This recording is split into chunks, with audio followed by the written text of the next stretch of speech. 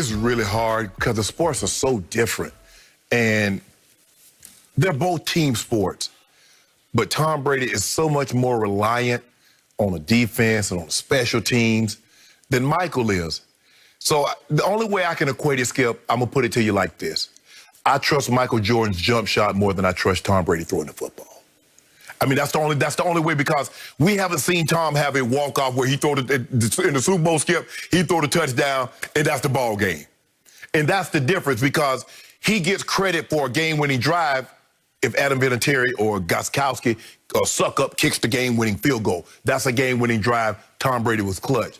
And Jordan don't get credit for a game-winning shot if somebody else hits it. So for me, Skip, I'm going to have to, and it's tough, because Tom Brady has been to 10 Super Bowls, and I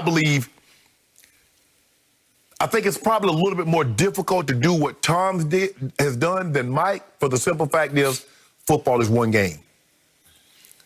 Just imagine you had to play, you got to win 4 games to win a Super Bowl. Yep. Jordan has to win 4 games, so he has a margin of error.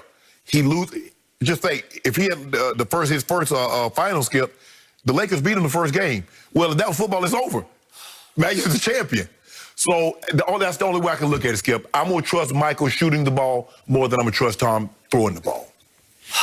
So you said this is really hard. It is, Skip. For me, this is really, really, really, really, really, really, really hard. And I could go on the rest of the show with reallys, because that's how hard it is. Right. Were you still covering the league when Tom won his first Super Bowl? Were you still covering the league like? Yeah. Okay. But I was covering the Raiders. Oh, okay. Yeah. I started with the Tuck Rule game, which I'm about to get to. Okay. So I can only sum it up like this. It's hard for me to say Brady is more clutch than Michael Jeffrey Jordan. Right. But Tom has been clutch more than Jordan had the opportunity to be clutch. Yeah. Because he's just done it longer. Right. Mike's career, all told, was relatively short. Mm-hmm. The forced sabbatical for a couple of years, and then he quit prematurely in Chicago because his coach got fired. And he said, if he goes, I go. Right. And he stayed out, retired for 3 years at the backside of his prime. And then it was a little pathetic to see him come back. He still averaged 20 and 6 for Washington, but still, that's it. That Chicago, those 6 championships, 3, then 2 years off, and then 3, that's it. Right. Tom's been doing this for 20 years. Mm-hmm. So if you look at the scope of his consistent classic clutchness, it's unequaled, it's unparalleled, and it doesn't get nearly enough credit because of what you said. There's no walk-off. There's no signature. Right. I saw a walk-off. Michael literally walked it off in Game 6 at Utah. Right. And he did it on both ends of the floor. He stole the ball from Karl Malone. Right. He stole the ball. Michael did that. And then Scotty's demanding the ball over on the right wing. No, I got this on Brian Russell. No, Scotty, you can ask for the ball all you want. I got this. I'm going to do a little subtle push here, and I'm going to hold the pose and rip it. And we're gone. We're gone home. Okay, well, I can't make that up. That's a fairy tale. Right. Okay, Brady has none of that. Right. Brady does nothing spectacular. Brady doesn't have highlight show highlights because he doesn't play like that. Right.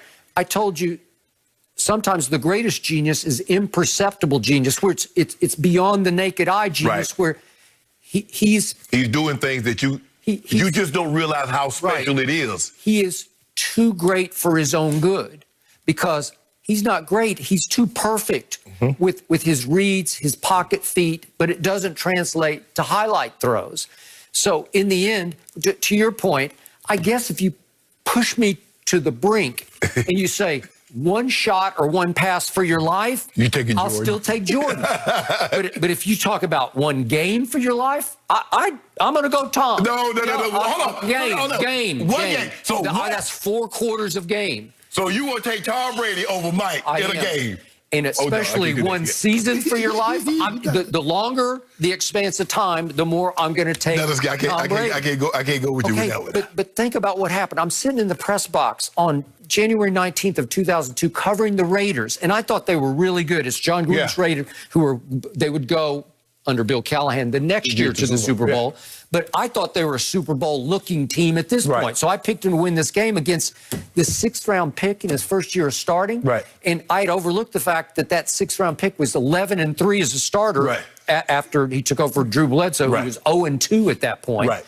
And yet everything got marred that night by one play that happened, sort of mid-fourth quarter, and it was the wrong call. It got overturned, and Tom fumbled the football, and it got reversed, and it saved the game because it wasn't mid-fourth. It was actually like a minute and 50. It was it was really late, So my point it was under the 2-minute warning. Yes. So the point was that what got overlooked, what got obliterated was all the controversy of the tuck rule. Meanwhile, in the second half, he's thrown for 238 yards in the snow. It's snowing cats and dogs up in Foxborough. He throws for 238 in the second half. And guess what he did in overtime? He goes 8 for 8 for 45 yards and sets up a chip shot field goal in the snow for Vinatieri. That's what Aaron Rodgers was hoping for. Okay. He was hoping for that kind of game that Tom Brady got in New England against the Raiders. I got it. But then he goes to the Super Bowl, and the numbers are pedestrian at best. But at the end of the game, they don't shut him down. They let him try for it, and he completes 5 straight huge passes to beat the St. Louis Rams. And the key one was the fourth pass because it went for 23 yards with 29 seconds left to set up a 54-yard field goal. Then he hits a 6-yard pass to Jermaine Wiggins, tight end like you. And that sets up a 48-yard field goal, and Vinatieri hits it at the buzzer, and here we go. Skip, I just think the thing is when you look at it, Brady had a strip sack. Brady didn't play well against the Rams. And we've never, Jordan has had some games, but we've never seen Jordan get the ball taken away and they win the ball game because they took the ball away from Jordan. But think about this. Mike, 6 rings with 6 MVPs in the finals.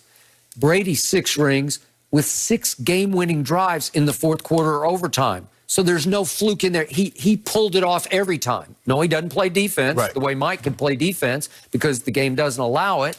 But if we start to look at the AFC Championship games against Jacksonville, they're down 20-10 going to the fourth quarter, and he throws for 138 with 12 stitches in the palm of his throwing hand.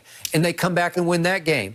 And then the AFC Championship game at Kansas City against Mahomes in the first big go-around, he converts 3 straight 3rd and 10s in overtime. That's impossibly great. And then the Legion of Boom in the Super Bowl, 124 yards passing in the fourth quarter and 2 touchdowns brings them back from 24 to 14 down. And then the Atlanta Super Bowl, 246 yards passing in the fourth quarter and overtime, but you can't remember one of them. You can't because there's no signature. And I think that's the biggest thing, Skip, is that as great as you mentioned all those stats in the Seattle Legion of Boom, it's known for Malcolm Butler's play. Okay, I got it. I got it. And then you throw back at me the Rams. Boy, he barely pulled that out. Well, he still went 5 for 5 in a drive in the middle of the fourth quarter to win the game, to put them ahead 10-3 because it was tied 3-all. Okay, so he hit Gronk with a 29-yard pass that set up a 2-yard run for a touchdown that won the game. He did that. So you want to talk about clutchness on the grandest scale over an expanse of time? There's never been anything like this before. Yeah, but see, the difference is, Skip, unless you're Magic Johnson, you're not getting credit for sitting guys up in basketball. No. Like the quarterback gets credit for game-winning drive if he sets the field goal kicker up and he kicks the field goal. Like you said, Aaron Rodgers got credit for a game-winning drive against the Cowboys, but Mason Crosby had to make a 50, you said an intergalactic. He did. Field. 2 of them. He had to make 2. And I thought he missed both of them, but he didn't. So here's the other problem. I can't believe you. But here's the other problem with Brady. You underrate his clutchness because he doesn't look the part. He looks like, you know, that Progressive commercial now about the guy who's teaching people to buy their insurance turn into their parents. Yes. Well, it looks Brady's the guy who turned into his dad. You know, he acts like he's older than he is. Right. But he is the classic, he's the wolf in sheep's clothes because it's all sheep's clothes. Where you look at him, Michael Jordan just looked like the a cold-blooded assassin to me when he got that look in his eye, but you never see Brady get that look in his eye. I can't believe that you said with one game, if you got a game to win in football, you want Brady over one game to win in basketball. I do. For 4 quarters, this guy is going to figure out a way to beat you. Well, you know, Jordan going to score 100 if he needs to beat you. I told you, one shot for my life, he can take it. Oh, that's good. Hey, look at the body of work. It's unparalleled. Nobody even talks. It doesn't get nearly enough credit. I think the thing is, I'll give you credit. He's had more opportunities. Actually, Jordan has had more opportunities because you play more games. But when you look at we're talking about playoffs. Right. But when you look at it, Skip, is that if Brady loses once, it's over. Somebody has to beat Jordan 4 times. Mm-hmm. Yeah, I got it. And remember, all these game-winning drives, all it takes is one little mistake, one little misdecision where you just pick the wrong guy at the wrong time and they pick it off. It ends the drive. Or the guy, because see, here's the thing, Skip. He has to throw it, and you got to hope you don't get a situation like Nick Foles hitting Alshon, the ball carrying through his hands. Okay. Jordan take that shot, it's all him. It's all him. No, I got it. Okay.